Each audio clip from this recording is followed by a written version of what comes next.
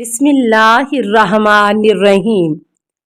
السلام علیکہ یا صاحب العصر والزمان۔ السلام علیکہ یا ابا محمد الحسن ابن علی۔ جشن ولادت امام حسن مجتبیٰ۔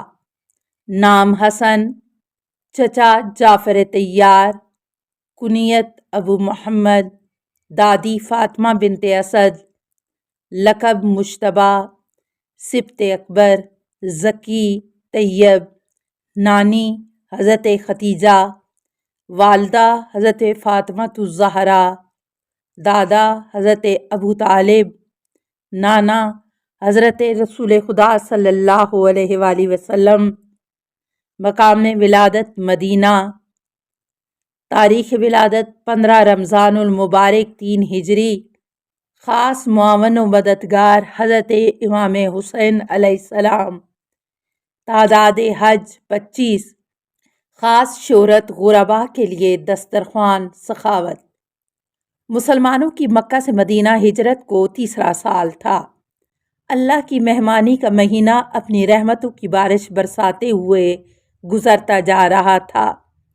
ایسے میں امام حسن مجتبیٰ کی ولادت 15 رمضان المبارک 3 ہجری میں ہوئی، جس کے بارے میں جناب ام ایمن نے یہ خواب دیکھا تھا کہ رسول اکرم صلی اللہ علیہ وآلہ وسلم کے جسم اقدس کا ایک ٹکڑا میری گود میں آ گیا ہے۔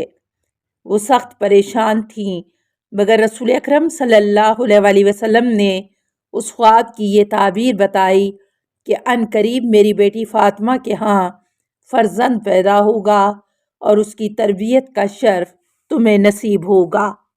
ولادت کے موقع پر جبرائیل امین علیہ السلام یہ پیغام لے کر آئے کہ علی بمنزلۃ ہارون ہیں، تو ان کے فرزند کا نام ہارون کے فرزند کے نام پر شبر رکھ دو، یا عربی زبان کے اعتبار سے حسن۔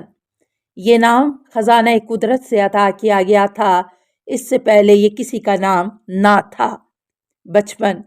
امام حسن علیہ السلام مولا علی علیہ السلام کے بیان کردہ خطبے گھر میں آ کر جناب فاطمۃ الزہرا کو سناتے۔ ایک دن مولا علی بھی اس بیان کو سننے کے لیے گھر میں رک گئے اور چھپ کر ہنسنے لگے، تو امام حسن کے بیان میں فرق آ گیا اور عرض کرنے لگے کہ مادر گرامی، آج زبان میں وہ روانی نہیں جو پہلے تھی، لگتا ہے میرے سردار مجھے دیکھ رہے ہیں۔